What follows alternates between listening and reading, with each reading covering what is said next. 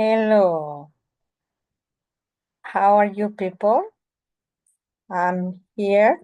Um, Again, I took some breaks, so that's good.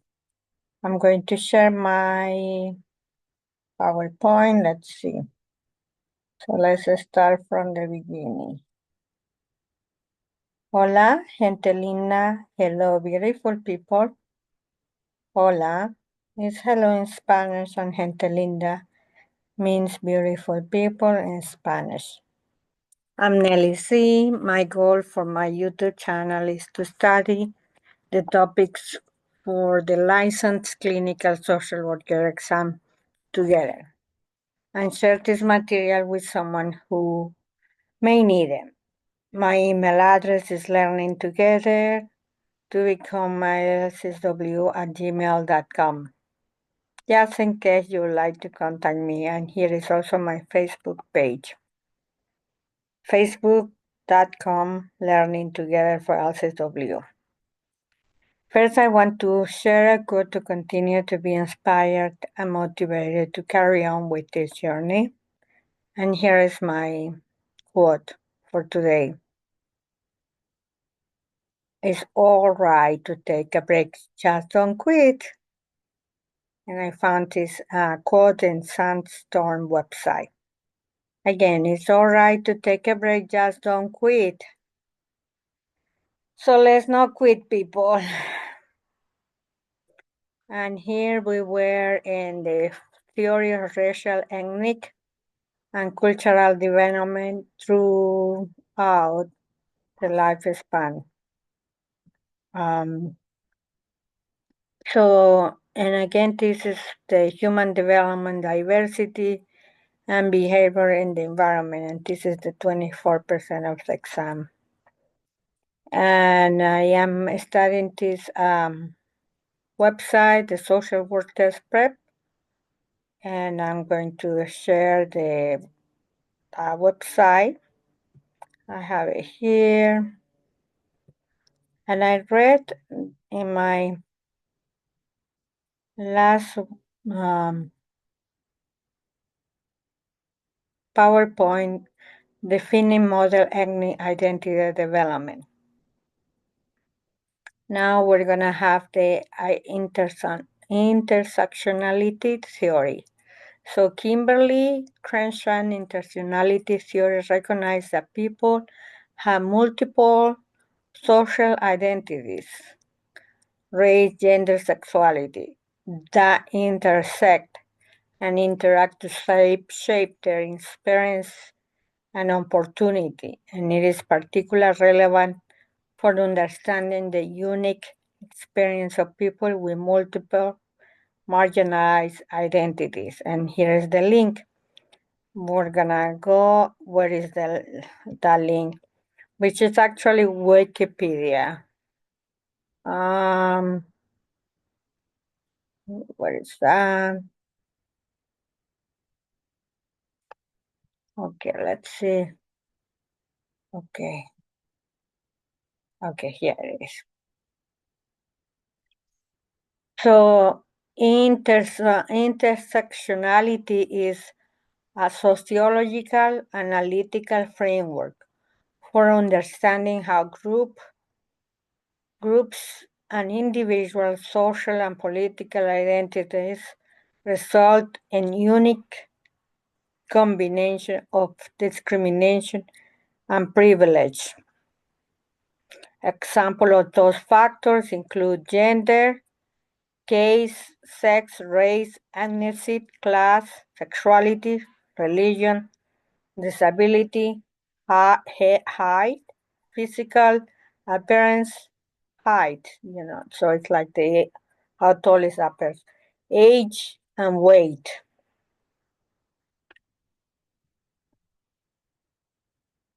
These intersecting and overlapping social identity may be both empowering and oppressing. Intersectionality arose in reaction to both white feminism and then the male-dominant Black liberation. movement citing the interlocking oppression of races, sexism, and heteronormativity. It broadens the scope of the first and second wave of feminism, which largely focused on the experience of women who were white, middle class, to include the different experience of women of color, poor women, immigrant women, and other groups, and aims to separate himself from white feminism by acknowledging women's different experience and identities. The term intersectionality was coined by Kimberly Crenshaw, and here is a picture of her. In 1989, she described how interlocking systems of power affect those who are most marginalized in society. Activists, academics use the framework to promote social and political egalitarianism. Intersectionality opposes analytical systems that treat each axis of oppression in isolation. In this framework, for instance, discrimination against Black women cannot be explained as a simple combination of misogyny and racism, but has something more complicated. Intersectionality engages in similar thing as a triple oppression, which is the oppression of associated with being poor or immigrant woman of color.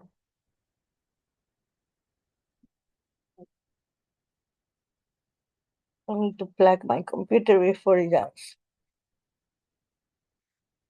Criticism includes the framework tendency to reduce individuals to specify demographic factors and his use an ideological tool against other feminism theories. Critics have characterized the framework as ambiguous and lacking defined goals, as it based in standpoint theory. Critics say the focus of subjective experience can lead to contradictions and the inability to identify common causes of oppression. Analysis of academic article published through December 2019 found that there are no widely adopted quantitative methods to investigate research questions, inform intersectionality, and provide recommendations on analytic best practices for future research. An analysis of academic articles published through May 2020 found that intersectionality is frequently misunderstood when bringing theory into quantitative methodology. Historical background. The concept of intersectionality was introduced to the field of legal study by Black feminism. Scholar Kimberly Crenshaw, who used the term in pair of essays published in 1989 and 1981, even before Crenshaw coined this term, several Black feminists had already articulated ideas reflecting intersectional thinking. A scholar like Anna Julia Cooper and Maria W. Stewart emphasized on the interconnected nature of racial and gender oppression. In Cooper publications of A Voice from the South, 1892 emphasized on the importance of considering the whole race by focusing on the life experience of Black women. Cooper highlighted that, their oppression was just not racial or gender based, but complex combination of the two. Intersectionality originated in critical race studies and demonstrate a multifaceted connection between race, gender, and other systems that work together to oppress, while also allowing privilege in other areas. Intersectionality is relative because it displays how race, gender, and other components intersect to shape the experience of individuals. Crenshaw used to intersectionality to denote how race, class, gender, and other systems combine to shape the experience of many by making room for privilege. Crenshaw used to intersectionality to display the disadvantages caused by intersecting system, creating a structural, political, and representational aspect of violence against minorities in the workplace and society. Crenshaw explained that the dynamics that using gender, race, and other forms of power in politics and academics playing a big role in intersectionality. However, long before Crenshaw, W.E.B. Du Bois theorized that intersectional paradigms of race, class, and nation might explain specific aspects of the Black political economy. Patricia Hill colleagues writes, Du Bois saw race, class, and nation not primarily as a personal identity, categorized but as a social hierarchy that shaped African American access to status, poverty, and power. Du Bois nevertheless omitted gender from his theory, considered more as a personal identity category. Britney Cooper, in her book Beyond Respectability, addresses this omission by exploring how early Black female intellectuals such as Anna Julia Cooper and others critiqued and expanded upon this limited framework, emphasizing the interconnectedness of race, gender, and class in shaping Black women's experience of political resistance. Cooper highlights how these early Black feminists established a critical intellectual tradition that prefigured late intersectional theories. In the 1970s, a group of Black feminists, women organized the Combahee River Collective in response to what they felt was an alienation from white feminism and the male dominant Black liberation movement, signing the interlocking operation of racism and sexism and heteronormativity. In the Grand Ferret versus General Motors 1976, Emma de Grand Ferrin and four other Black female auto workers alleged compound employment discrimination against Black women as a result of General Motors' seniority-based system of layoff. The courts weighted the allegation race and gender discrimination separately, finding the employment of African American male factory workers disproving racial discrimination, and the employment of white female offices workers disproved gender discrimination. The court declined considering compound discrimination and dismissed the case.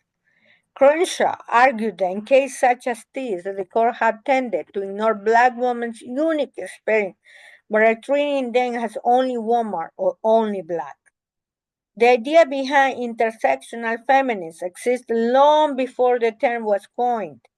For example, Sojourner Truth exemplified intersectionality in her 1851 "And I Am Woman" speech where she spoke from her racial position as a formerly enslaved woman to critique to critique essentialist notions of femininity. Truth highlighted the difference in how society treated white and black women, noting that white women are often regarded as emotional and delicate, while black women were stereotyped as a brutish and subject to both gender and racialized abuse. However, these observations were largely dismissed by many white feminists of the time who prioritized the suffragette movement over addressing the intersecting oppressions faced by black women. Similarly, in her 1892 essay, The Colored Woman's Office, Anna Julie Cooper identified black women as a crucial agents of social change, emphasizing their unique understanding multiple forms of oppression. Scholar Bell Hooks, in her groundworking work, Anna Young Woman, Black Woman, and Feminists in 1981, further critiqued the exclusion of black women's experience from mainstream feminist narratives and underscored the importance of addressing race and gender class as intersecting systems of oppression. Patricia Hill Collins later traced the intellectual roots of internationality to Black, Chicana, Latina, Indigenous, and Asian American feminists active between 1960 and 1980.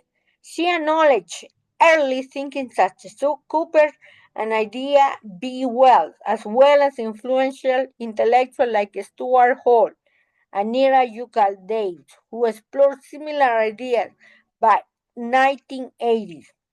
A second wave of feminists began to recite scholars of color, including Audre Lorde, Gloria A. Anzaldúa, and Angela Davis, brought her life experience into academic discussing, shaping what would become now as intersectionality within race, class, gender, student, and U.S. academic. As articulated by author Bell Hooks, the emerging internationality challenged the notion that gender was primary factor determining a woman's fate. The historical exclusion of black women from the feminist movement from the United States resulted in many black 19th and 20th century feminists, such as Anna Julia Cooper, challenging the historical exclusion. This dispute the idea of early feminist movement, which were primarily led by white middle class women, suggesting that women were homogeneous, categorized who shared the same life experience. However, once established, the form of pressure experienced by white middle class women were different from those experienced by black poor disabled women. Feminists began seeking ways to understand how race and class combine to determine the female destiny. The concept of intersectionality is indeed to eliminate dynamic have often been overlooked by feminist theory and movement. Racial inequality was a factor that largely ignored first wave feminism, which was primarily concerned with gaining political equality between white men and white women. Early women's rights movement often exclude pertinent to the membership concerning struggle of white women. Second, wave feminist work dismantling sexism related to the perceived domestic purpose of women. While feminists during the time achieved success in the United States South through the Equal Pay Act of 1963, Title IX, and Roe versus Wade. The largely aligned black women from platform in the mainstream. However, third wave feminists, which emerged shortly after the term intersectionality was coined in the 1980s, note that the lack of attention to race, class, sexual orientation, and gender identity in early feminist movement try to provide channels to address political and social disparity. Intersectionality recognized these issues which were ignored by early social justice movement. Many recent academics, such as Leslie McCall, have argued that introduction of intersectionality theory was vital to sociology, and that before developing the theory, there was a little research that specifically addressed the experience of people who are subject to multiple forms of oppression with society. An example of this idea was championed by Irish Marion Young, arguing that difference must be acknowledged in order to find unique society justice issues that create coalition that aid changing society for the better. More specifically, this relate to idea of National Council of Negro Women. The term has also historical theoretical links to the concept simultaneously, which was advanced during 1970 by members of the Combahee River Collective in Boston, Massachusetts. Simultaneously is a simultaneously influence of race, class, gender, and sexuality, which inform the members' life and the resistance of oppression. Thus, the women of the Combahee River collectively advanced an understanding of African American experience, the challenges analysis emerging from Black and male-centered social movement, as well as those the mainstream center, while middle-class heterosexual feminists.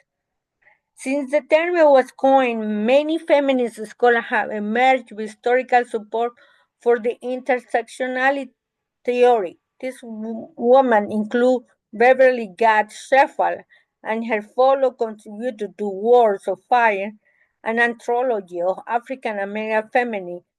So, a collection of articles describing the multiple oppressions that Black women in America have expressed from 1830s to contemporary times. Guy Gelfand speaks about the constant premises that influence the life of African American women, say, Black women experience a special kind of oppression and suffering in this concept which racial sexist classic because of their dual race, gender identity, and the limited access economy. Other writing and theories were using intersectional analysis in their work before the term was coined. For example, Pauli Murray used to the phrase Jane Crow in 1947, while at Howard University described the compound challenge faced by Black women in Jim Crow South. Deborah King published the article Multiple Jeopardy, Multiple Consciousness, the context of Black feminist theology in 1988, just before the crunch coined the term intersectionality. In the article, King addressed that what soon became foundation to intersectionality, saying Black women have long recognized the special circumstances of our life in the United States, the commonalities that we share all women as we all the bounds that connect us to the men of our race. Additionally, Gloria Wicker described how Gloria and Saldúa work as a Chicana feminist. Theory exemplify how existing categories for identity are strongly not deal with separate or mutual exclusive terms, but are always referred to the relationship to one another. Oof! I hope you got some. I think will have to read again this page because it's really long. Thank you, my people. See you next time. Bye.